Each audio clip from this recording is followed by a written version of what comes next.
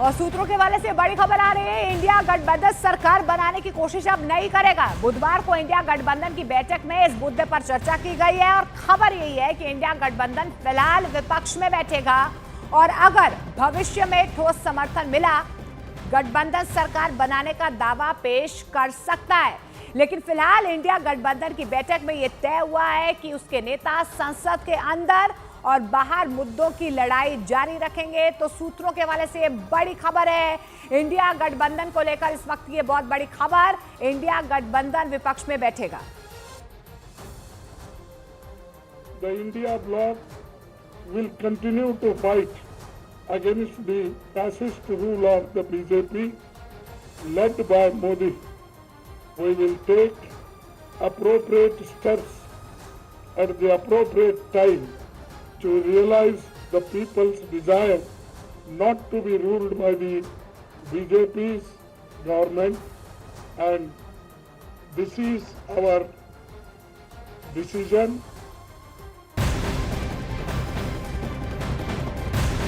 वहीं इंडिया गठबंधन की बैठक में कांग्रेस के अध्यक्ष मल्लिकार्जुन खड़गे ने बीजेपी पर निशाना साधा है। खड़गे ने कहा कि लोकसभा चुनावों में बीजेपी की नीतियों के खिलाफ जनादेश आया है और ये जनादेश मोदी जी की राजनीतिक ही नहीं नैतिक हार भी है। The people's mandate has given befitting reply to the BJP and their politics of hate, corruption and deprivation. This is a mandate in defense of the Constitution of India and against price rise, unemployment and crony capitalism, and also to save democracy. The India bloc will continue to fight against the fascist rule of the BJP led by Modi. और India गठबंधन में शामिल नेताओं ने BJP पर निशाना साधा है। उनका साफ तौर पर कहना है कि मोदी जी सरकार बनाने जा रहे हैं लेकिन उन्हें बहुमत नहीं मिला है।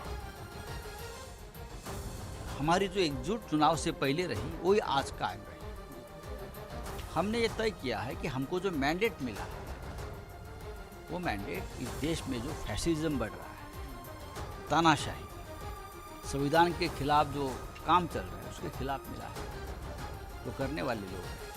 तो हमको जब मौका मिलेगा, एप्रोप्रिएट टाइम का हम इंतज़ार कर रहे हैं, तब जो पीपल्स डिज़ायर है ये सरकार बदलने की, उस दिशा में हम कदम बढ़ाएंगे। ये समझना कि ये सरकार माननीय मोदी जी के बहुमत, उनके आधार, उनके नाम, उनके मैंडेट पे बन रही है, गलत है।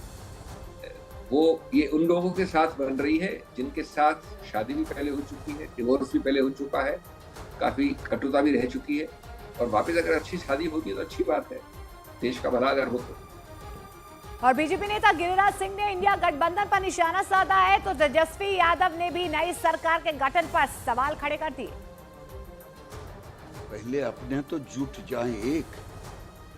ममता बनर्जी अलग थी, कांग्रेस को लात मारी, वो अधीर रंजन को हराई, और वो भी कर रही है एनडीए में, इंडी में है। इंडी मिंडी में कौन है नहीं है, कौन रहेगा?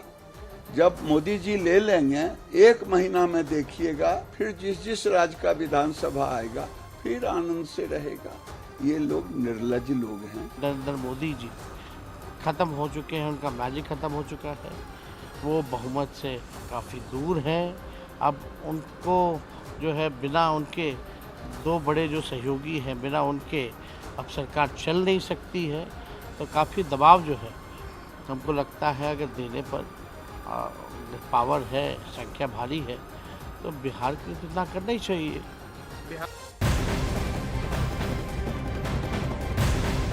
और इंडिया गठबंधन की बैठक के बाद झारखंड के मुख्यमंत्री चंपाई सोरेन ने कहा है कि हम जनादेश का सम्मान करेंगे। इस दौरान उन्होंने संकेत दे दिए कि इंडिया गठबंधन विपक्ष में बैठेगा। उन्होंने कहा कि बैठक में मौजूदा सियासी हालात पर चर्चा हुई है। जो एनडीए अलायंस की बैठक हुई लोकसभा चुनाव के परिणाम आने के बाद, उस बारे में क्या वहां की बैठक में क्या चर्चा हुई? अभी झारखंड से हर क्षेत्र का जो भी परिणाम आया उसका ऊपर में चर्चा हुआ। आगे आप लोग एक क्या सरकार बनाने की कोशिश करेंगे? जो ये कहा जा रहा था कि चंद्रबाबू नायडू और बाकी लोगों से भी हम लोग संपर्क में हैं, करने की कोशिश करेंगे, ये बात कही जा रही थी। देखो अभी के पॉलिटिकल का सिचुएशन पर चर्चा हुआ है ना, इसीलिए कुछ भी हम नहीं बता रहे आपको। और खासतौर से झारखंड में जो चुनाव परिणाम आया उसको आप कैसे देख रहे हैं? बढ़िया है। हाँ अभी जो ट्राइबल सीटें हैं वो आप लोगों के खाते में रही है? एकदम, हमारा जितना ही एसटी सीट था सब हमारा इंडिया गठबंधन के पक्ष में आ गया। विपक्ष में केंद्र में बैठने के लिए आप लोग तैयार हैं? इंडिया अलायंस विपक्ष में बैठेगा? देखिए पॉलिटिकल सिचुएशन आप लोग भी समझते हैं, हम लोग भी समझते हैं ना। जो मैंडेट मिला है उसका सम्मान करते हुए सम्मान, उसी को सम्मान करते हैं। और बड़ी खबर आपको बता दें, लोकसभा चुनाव के नतीजों से उत्साहित इंडिया गठबंधन अपना कुनबा बढ़ाने में जुट गया है। खबर यह है कि इंडिया गठबंधन समान विचारधारा वाले दलों को गठबंधन में शामिल होने का न्योता देगा और इस मुहिम के जरिए संसद में अपनी संख्या बढ़ाने की भी कोशिश करेगा। चुनाव में हम लोग गए थे तो भाजपा के 303 सांसद थे और उन्होंने दावा 370 का किया था और 400 का एक क्लेम किया था, पब्लिकली क्लेम किया था। उस क्लेम को जनता ने नकारा है। मैं मात्र इतना कहना चाह रहा हूँ, जो एक अधिकार के साथ चुनाव लड़ा गया था कि 300 पार 400 पार, और बार बार चुनाव के अंतिम चरण में कहा गया था कि हम तो 300 तो पार कर चुके हैं, अब 400 करने वाले हैं। सिर्फ वो जो भाजपा का पॉलिटिकल क्लेम था उसको जनता ने सिरे से खारिज किया। मैं इतना कहना चाह रहा हूँ।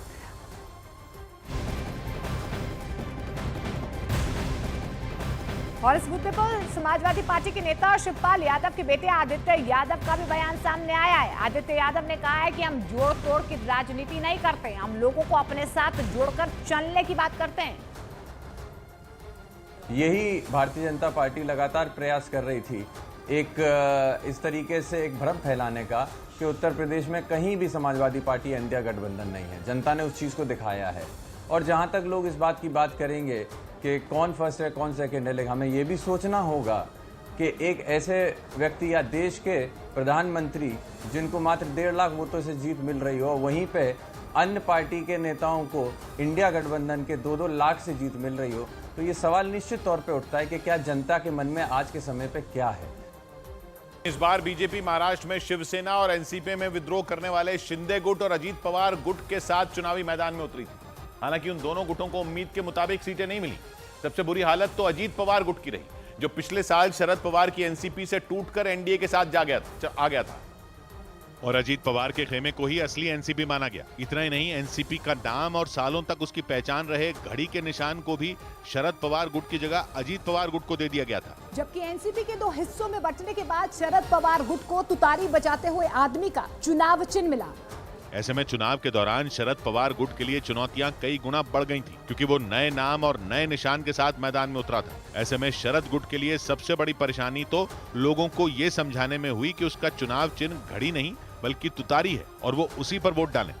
लेकिन महाराष्ट्र में जो नतीजे आए उनसे साफ हो गया कि नए नाम और नए निशान के बावजूद लोगों ने शरद पवार के पुराने और भरोसेमंद चेहरे पर जमकर वोट डाला। विपक्षी गठबंधन में शामिल शरद पवार गुट ने 10 सीटों पर चुनाव लड़ा और 8 सीटों पर जबरदस्त जीत हासिल की, जबकि एनडीए की ओर से 4 सीटों पर लड़े अजीत पवार गुट को सिर्फ 1 सीट पर कामयाबी मिली।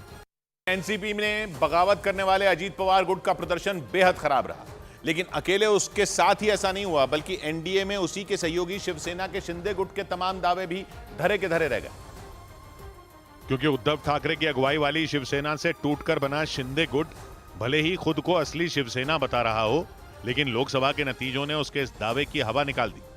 जून 2022 में एकनाथ शिंदे की बगावत के बाद शिवसेना के 2 टुकड़े हो गए थे, एक उद्धव गुट बना तो दूसरा शिंदे गुट। उद्धव गुट कांग्रेस और एनसीपी के साथ विपक्षी गठबंधन का हिस्सा बना रहा, जबकि शिंदे गुट ने एनडीए का दामन थाम लिया।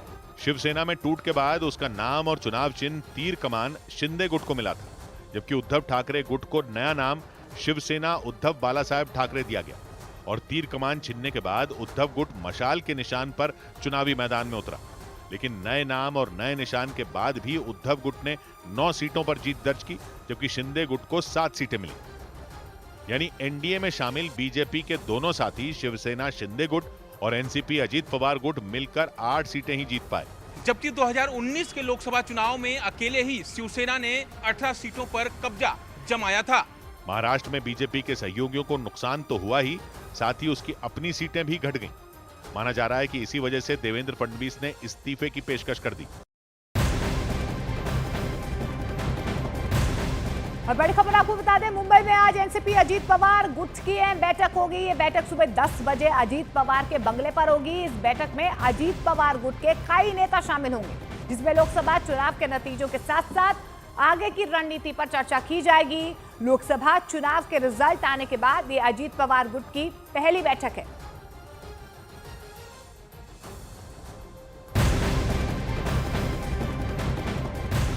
और महाराष्ट्र में बीजेपी के खराब प्रदर्शन पर घमासान मचा हुआ है। महाराष्ट्र की 48 लोकसभा सीटों में से बीजेपी को महज 9 सीटें मिली हैं, जिसके बाद महाराष्ट्र के डिप्टी सीएम ने इस्तीफे की पेशकश कर दी है। उन्होंने हार की जिम्मेदारी लेते हुए इस्तीफे की पेशकश की थी, जिसके बाद यहां पर घमासान मचा हुआ है। उन्हें मनाने का दौर भी लगातार जारी है। वहीं यही माना जा रहा है कि आज महाराष्ट्र के मुख्यमंत्री एकनाथ शिंदे और अजीत पवार देवेंद्र फडणवीस से मुलाकात कर सकते हैं। दोनों नेता उन्हें मनाने की कोशिश करेंगे। इससे पहले एकनाथ शिंदे से देवेंद्र फडणवीस ने फोन पर बातचीत की थी और उन्हें इस्तीफा वापस लेने को कहा गया था। वहीं महाराष्ट्र बीजेपी के अध्यक्ष चंद्रशेखर बावनकुले ने यह कहा है कि जवाबदेही सभी की होती है और वो देवेंद्र फडणवीस के इस्तीफे के बारे में केंद्रीय नेतृत्व से बात करेंगे। देवेंद्र जी ने अपनी भावना व्यक्त की है और उन्होंने कहा है कि मैं केंद्र से बात करूंगा, केंद्र के सभी नेताओं से बात करूंगा और उसके बाद मैं कुछ निर्णय करूंगा।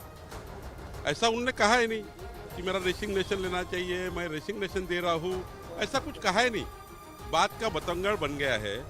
उनकी भावना ऐसी है कि जब कुछ थोड़ा चुनाव में कम ज़्यादा होता है तो नेता की एक भावना होती है कि भाई उनकी जवाबदारी होती है, मेरी जवाबदारी होती है, ऐसा उन्होंने बोला है। जवाबदारी सभी की होती है।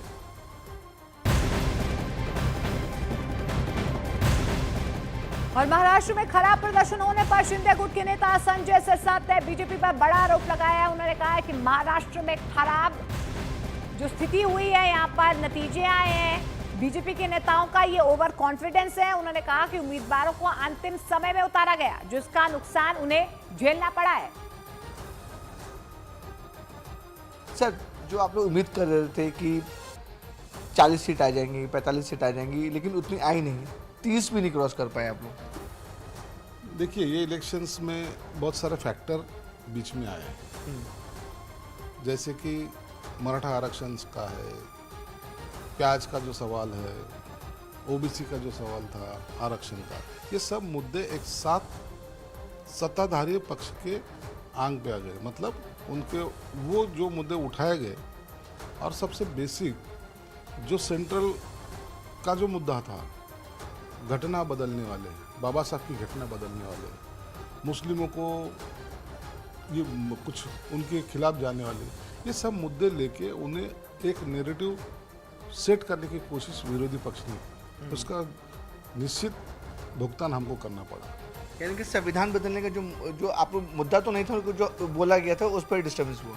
उसमें वो नैरेटिव सेट किया उन्होंने बताया, बार बार बताना, लोगों को लगा अरे बाबा साहब की घटना बदल रही, जो होना ही नहीं है, लेकिन वो मुद्दा उन्होंने उठाया, उसका भी फटका हमको पड़ा है। और दूसरी बात है कि महाराष्ट्र में बीजेपी के जो लीडर्स हैं, उन्होंने जो कुछ सर्वे लाया था, वो सर्वे बहुत गलत साबित हुआ। चुनावी नतीजों में एनडीए को उत्तर प्रदेश में जो झटका लगा, उसकी एक बड़ी वजह यूपी की कुंडा विधानसभा सीट से विधायक और बाहुबली नेता राजा भैया को भी माना गया। राजा भैया की पार्टी ने इस बार किसी भी पार्टी को समर्थन न देने का ऐलान किया था, लेकिन जानकारों ने पहले ही आशंका जताई थी कि राजा भैया के इस ऐलान से बीजेपी को नुकसान झेलना पड़ सकता है, क्योंकि राजा भैया का यूपी की कई लोकसभा सीटों पर तगड़ा प्रभाव माना जाता है। इनमें प्रतापगढ़ और कौशाम्बी लोकसभा सीट सबसे अहम है।